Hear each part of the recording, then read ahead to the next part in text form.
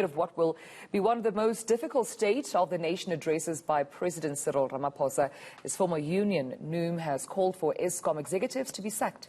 Ramaphosa will deliver the address in a hybrid sitting from Parliament tomorrow, with some MPs present and others joining online. Now, he's expected to outline government's plan to rebuild the economy and generate reliable energy supply. Well, unions and energy experts are calling for tough decisions, and they say heads need to roll. Here's eNCA's Govan Whittles with more on the story.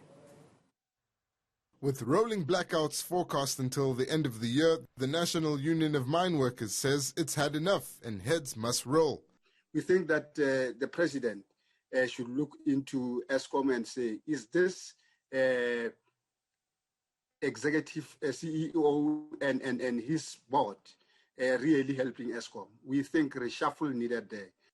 The union isn't only gunning for Eskom executives. It's also unhappy with its former General Secretary, now Energy Minister, Govan Whittles. We are not happy about the way he is handling issues of Eskom.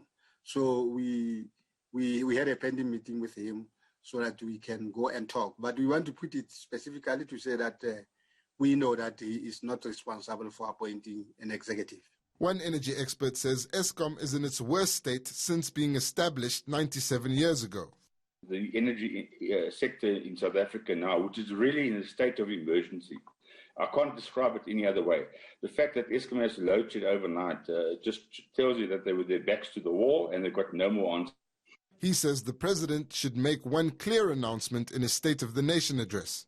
The best advice I can probably offer him is to open up the grid for everybody. Forget about this unbundling of Eskom. That's just all smoke and mirrors to keep control and throttling the economy.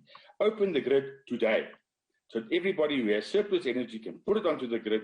Whether you pay them or not, let them have access to the grid and they can get customers who will draw off and pay them directly for the power they consume. NUM is set to meet the Energy Minister next week, but says it won't back down from its call for Eskom executives to be sacked. Govan Whittles, Johannesburg.